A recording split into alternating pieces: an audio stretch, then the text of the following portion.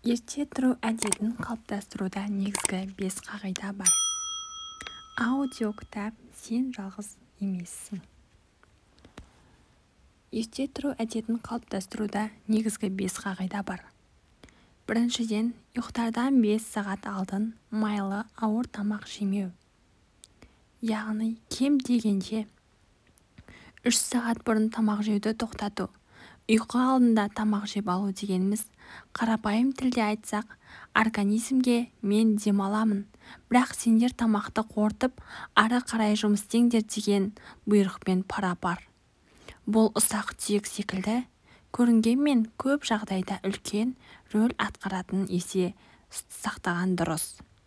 Екінші қағида ерте тұруға қатысты өз-өзімізге кедергі ойлап таппау. Яғни, сылтау іздемей шын ниетпен ерте тұрамын, дағдыланамын деп өзіңді қолға алып, жоспарыңды тиянақтап алсаң, ештеңе де саған кедергі болмайды. Бөгет болып кедергі келтіретін әбден ескі сүрлеуге дағдыланып қалған санаң миыңдағы шектеулер ғана. Жоспармен жүрген ерте тұрған адамның күні берекелі, ең бастысы ағзасы энергияға толы болады. Тек миға маған ерте тұру қажет деген сигналды жақсылап орнатып алу керек. Мысалы, таңғы рейске билет алып, әуежайға баратын болып, ұшақтан кешігіп қалмай деген ниетпен ұйықтаған кезде қоңыраудан бұрын оянып алған сәттерің есіңде шығар. Демек, осы әдісті қолдан. Сол сияқты үшінші әдісте маңыз іс-шара, жұмыстар мен кездесулерді таңертеңгі уақытқа қой. Ұйықтап қалып, кешігіп қалсаң, үлкен мүмкіндікті өткізіп алатыныңды ескеру қажет. Маңызды келіссөздер күннің алғашқы бөлігінде өнімді әрі сәтті өтеді.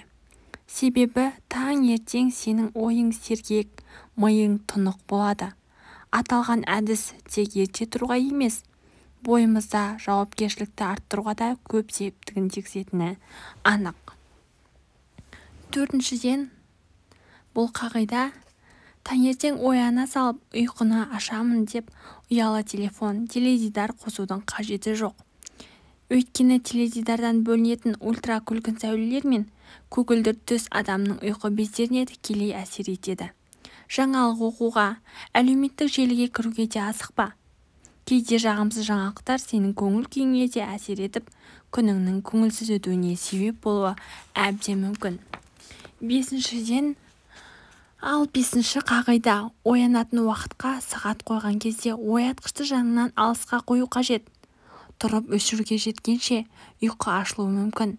Егер оятқыш дәл жаныңда болса, ескі әдетше қоңыраудан өшіріп, ары қарай ұйықтап қалуың ғажап емес. Сондықтан өзіңнен алыстау жерге оятқышты қоюға дағдылан. Оятқышты өшірген соң бірден жарықты жағып қой. Жарық адамның бойында ұйқы безінен бөлінетін меланин ферментінің үздіксіз бөлінуін тежейді. Сосын терезені ашып 2-3 минут таза ауамен тыныстауды да әдетке айналдыр. Міне, әркез сылтау іздемей, осылай миыңа күнде тапсырма бер. Ал ми біз нені маңызды санасақ, соған қызмет етеді. Ең құнды валюта ол уақыт деп жиі айтып жүреміз ғой. Бойымыздағы күш-қуатымызда өте маңызды.